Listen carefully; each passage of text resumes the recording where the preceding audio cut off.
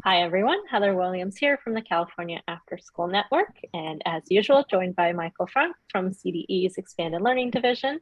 Excited to continue on our series today of a fireside chat with our Lights On Expanded Learning Awardees, Leadership Awardees. And so folks all across the state were selected for their leadership in their region, folks that have really demonstrated innovative leadership in the last year and over many years. And so we're excited to have two special guests with us today.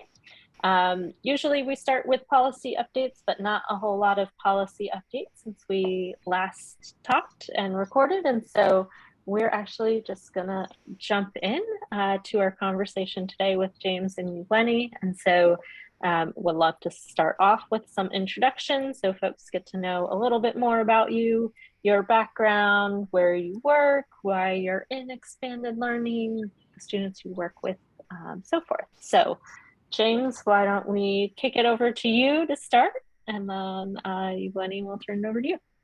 Okay. I'm James Hall, and I work for the Lassen County Office of Education, the Director of Student, Family, and Community Engagement. Which means that I get to do lots of fun things for kids and their families and the community agencies that we work with. And through that work, I actually started as a participant in summer and after school programs because I was an only child, latchkey kid. And my mom would send me to these wonderful programs to interact with other kids because I was an only child. So I had a great fondness for it. And so one day I was on summer break 11 years ago and came into my office and they said, we have got just the assignment for you. And it was to start working in the expanded learning programs through the ACES program.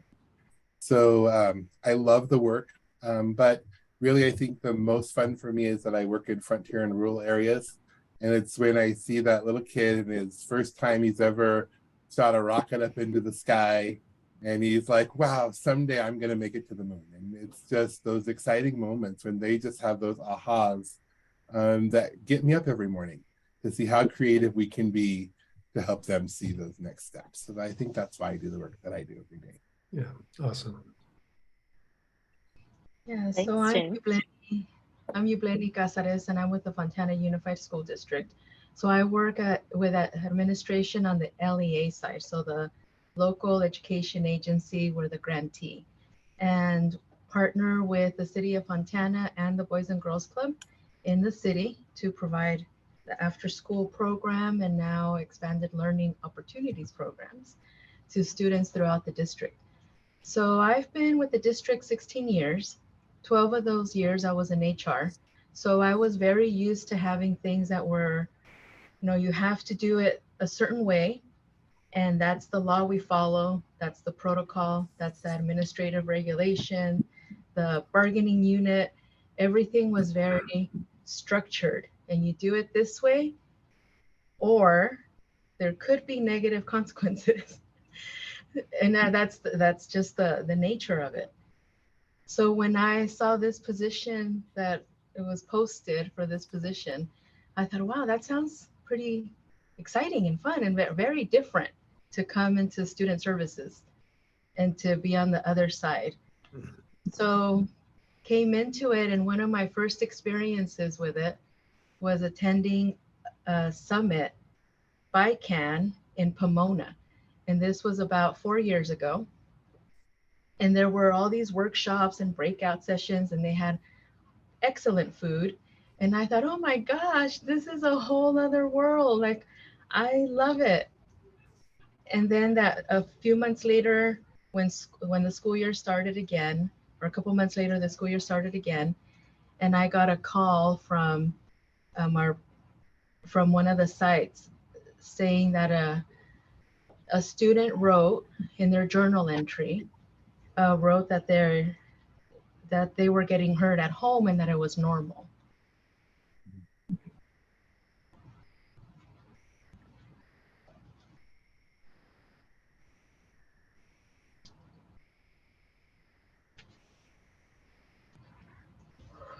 Sorry.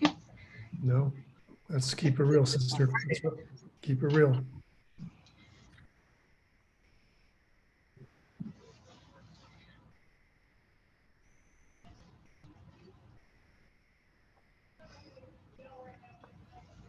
And it just opened my eyes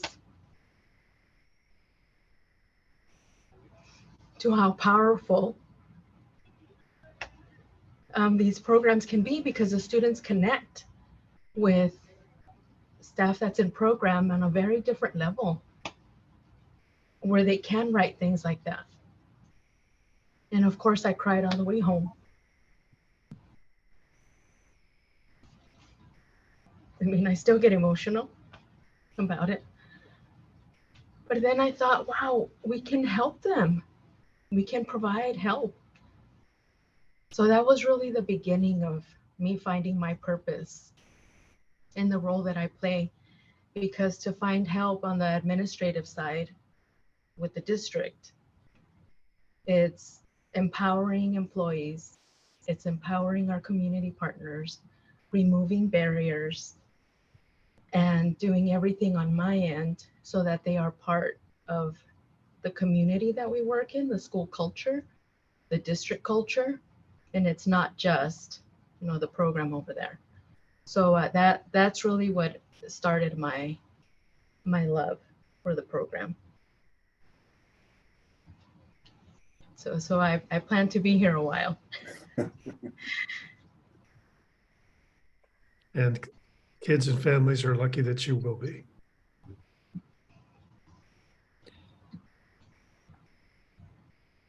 Thank you. Thank you to both of you.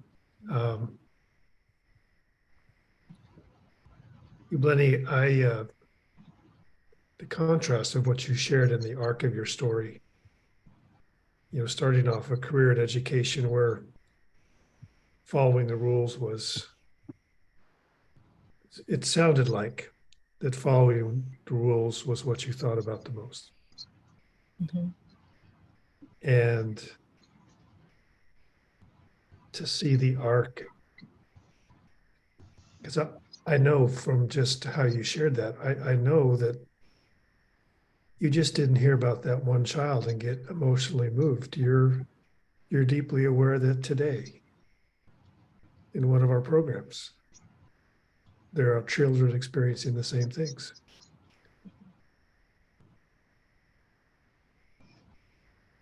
Yeah, so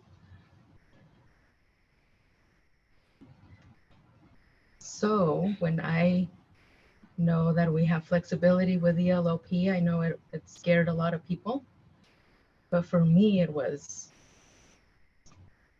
like, this is a dream.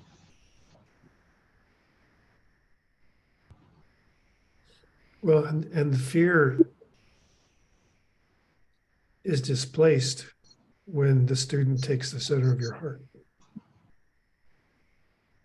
That's where you find, you know, James, I see strong agreement.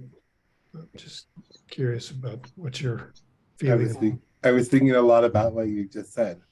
I think that for me, it's been one of the most difficult things in the last year and a half is people not understanding that flexibility means that you should serve everybody, that you can get your hands and get into a program and provide them with life.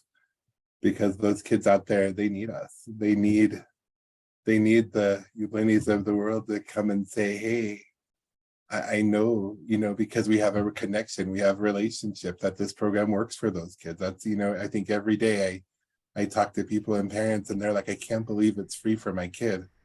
We have a lot of from the islands of Micronesia that are in our community. And they're always, well, where's the catch? How much do you need me to pay you? And it's like, no, I want your kids to come and experience, and because they won't start out coming. And then they're like, oh, they can come for free. They can come and participate and learn. And it's like, yes, come. We want you to come. And so, you know, we spend a lot of time really talking about that. But I think the hardest part really has been not convincing the sites that we already worked with, but the sites that we needed to expand to just reassure them that, you know, you can do this every day. Your kids' lives will be changed. This money is going to help you. I mean, so when it was talking, I really was resonating. I'm like, that's the conversation every day that people will say, well, how do you do it? Well, you start. You pick a day, you start, and you do something. And I think I encourage people to always do that. You know, you won't get it wrong. And if you do, you can make it right. I'm going to quote James Hall. How do we do this? You start.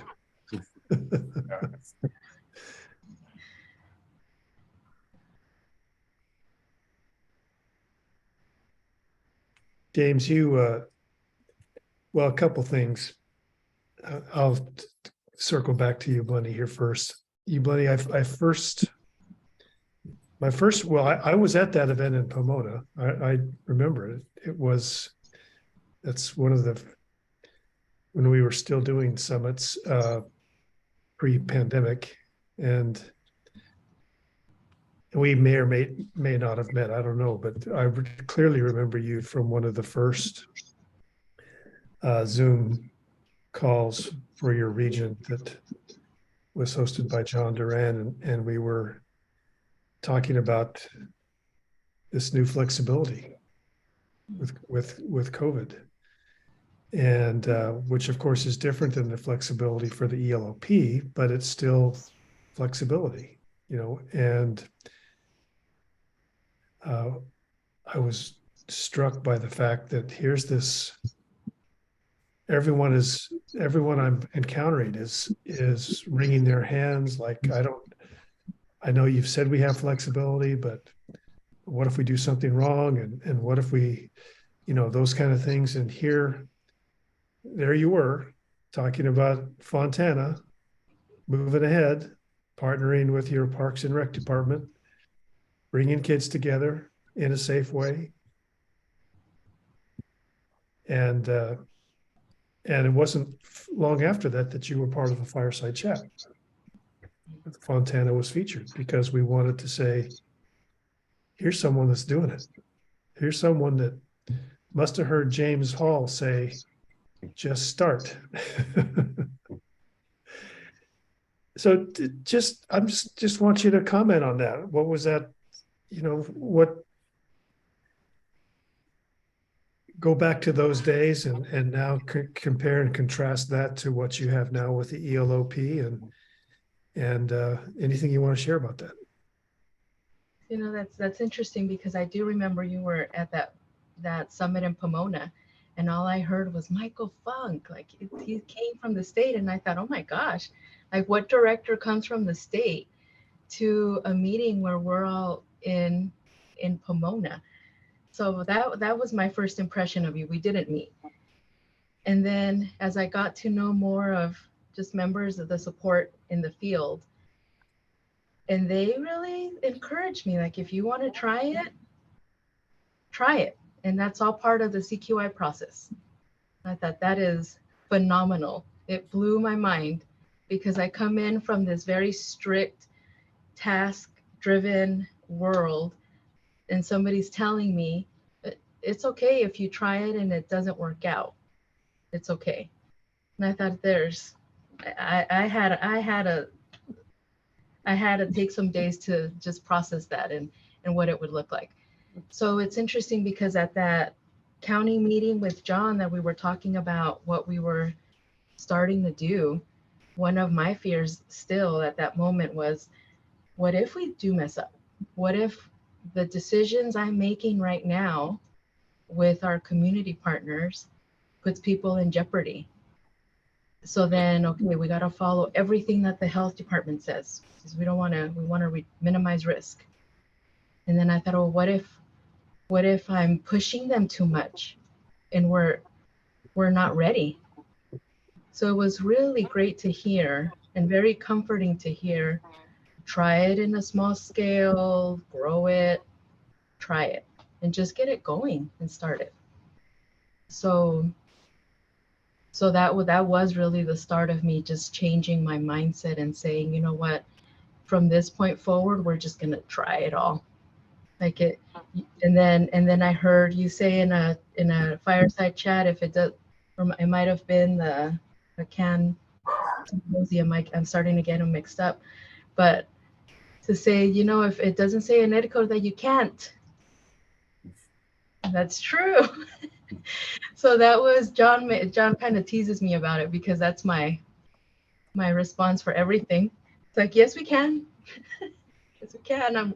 I read it again, and yes, we can. So we are enjoying it, and we're growing it, and we're trying, and we're like, yeah, it's exciting. It's really exciting.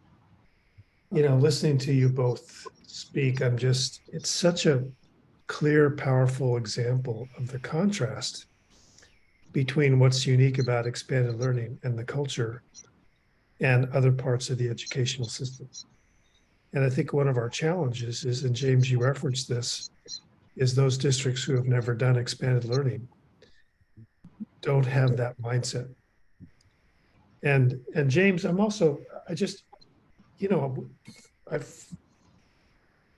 first started working more closely with you about the rural challenges. And you were a very clear advocate for what the challenges are out there for the rural. And I'm just wondering if you have anything you can share with us about what it's like to do ELOP in that kind of a setting, where like Frontier, that just for people to know, that's like 11 people per square mile. Yeah, and we do operate programs every day. We have 3 programs that are currently fully operating, others that are getting ready to operate. One of the things that it often requires is you to build it. We don't have a girls club connection. We don't have service. We have very limited service clubs. We have very limited public agencies to utilize. So we spend a lot of time trying to build the experience for kids. We do a lot of remote visits. We have visited the ocean. And then we'll bring in sand, and they get to feel what sand feels like from the ocean, or someone will have been there and they donate seashells to us, and we kind of try to give them the experience, and then we'll build a model of what that might look like to be at the ocean and make salt water, and we try to recreate for them. And I think that is one of the unique parts about the Frontiers, is that we get to not only to get to the explore, but we also get to try to recreate those experiences for them, because we can't always get them there. One in particular, we also have done a lot where we utilize some of the things that our students that even live in the area haven't done. So we are surrounded by forests and desert. And so some of our kids haven't visited those places, or even know what's out there in the ecology part of it, or in the history. So we'll bring in speakers to come and talk with them and let them touch and feel. And they touch, we did one where they touch animal skins of all different kinds of the animals that they might see running through their yard. We have deer that live in people's front yards. So we have deer skin that kids can come and touch. And so we really try to expand that. And then they might do a writing activity about it. But it's really about building what it takes in the frontier areas. Also, not beating yourself up because you don't look like another program, but you might hear a spark of an idea from another program and go, oh, I wonder how I could recreate that. In our region, for instance, people that live in Chico, they're more urban, and they'll say, hey, we're doing this cooking thing with one of the local restaurants. And I'm like, our kids need to learn to cook. So it's like, oh, we'll kind of do feelers, and we'll find someone in the community that might own the restaurant or something, and then we have them come, and then they'll teach the kids a recipe or whatever that looks like, just to try to make those connections for our students. And so I think that's really what it looks like a lot of the time in our frontier, and even in some of our more rural areas where our kids haven't necessarily experienced those things. We spend time doing that. And so we believe that that's probably one of the first ways they're going to experience those things. And when both of you are exposing kids intentionally to these experiences,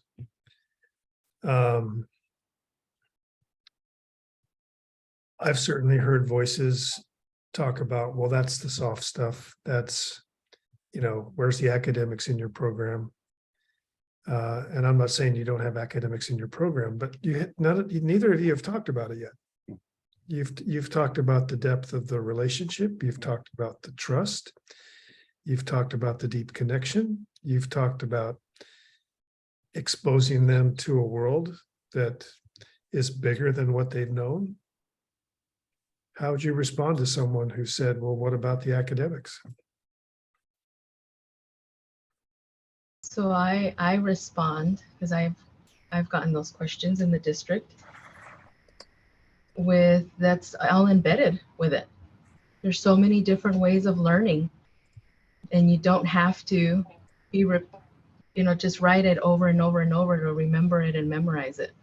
Because if you're touching it and you're doing it, you remember it. So, and apply it.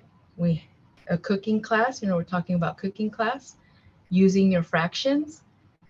And if there's a student that's thinking about it, wait, when I measured a cup of flour, but I needed a cup of flour, but I only had half a cup, or I only had a quarter of a cup, and I had to multiply it times 4 or times 2. That's academics, and they're remembering that when they're taking that test and they have to convert fractions. So that's how I respond. It's all embedded, and there's so many ways of learning and supporting students emotionally. And I mean, as we've learned in the last couple of years, there's more to the student than academics, and it helps to support them, and that's how they start loving school. And I always think of it the same way. It's the real world academic. I'm not teaching you 1 + 1, but I'm teaching you, let's use 1 and 1 and see if we get to the 2 cups that we need, or whatever that looks like. And we use math every day in our program. We do a lot of journal writing with our students, and a lot of their teachers have commented how their vocabulary and their penmanship has gotten better. Kids have read, we try to read at least a book every 2 weeks in our programs to expose them to more literature. And then they do activities based on it. And those kids, they go to their teacher and say, I did my reading.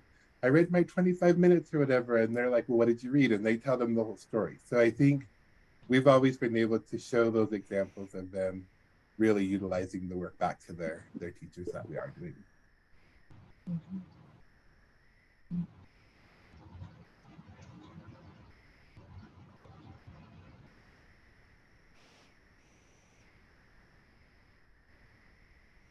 Oh, you are on mute, Michael. Probably take it back to you.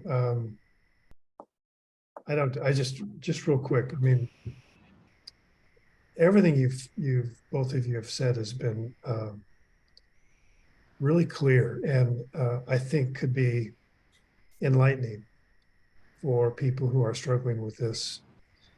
And there are people who, I try to say this without judgment because I'm not in anyone's shoes, and I don't have the challenges that someone might be facing with either workforce or someone who's doesn't quite know how to complete that ELOP plan because they're also driving the bus and those kind of things. But we do have districts who are saying, we're not going to do this. We're just going to give the money back. And I appreciate how both of you have lived and demonstrated and communicated that just starting is the magic. And Yubleni, your contrast for the world you came from to the world that you're in and that you had to take several days to process. You mean in continuous quality improvement, we can actually fail and then try something else? I won't get written up. Or like my evaluation won't be a bad one.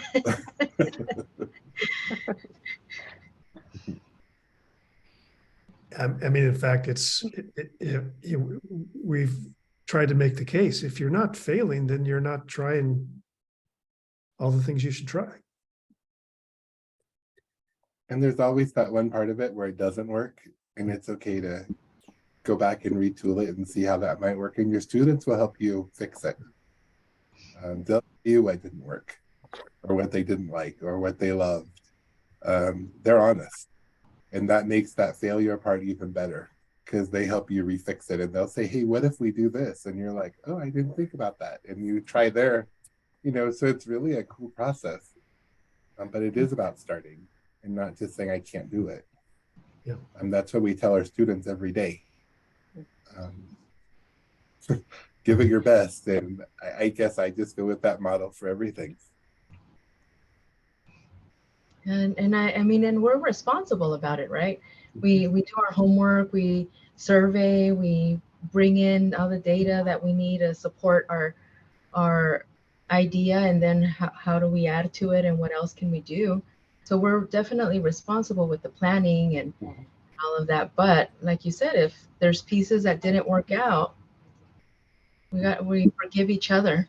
we move forward, we improve it, and we move forward, and then we fine tune it, and that's okay. Yep. Awesome. Heather, I'll shoot it back to you. Yeah, so time's gone by quickly and we're running close to out of time, but the question we've been asking all of our awardees, you have been recognized very specifically for your innovative leadership across the state, and thinking about somebody that might be in a similar role as you. You all are leaders for many, many reasons, but thinking about a piece of leadership advice that's stuck with you, that's really helped you navigate the last couple of years, just a piece of advice you might offer to someone in a similar role or situation as you. So open it up to whoever wants to offer advice first.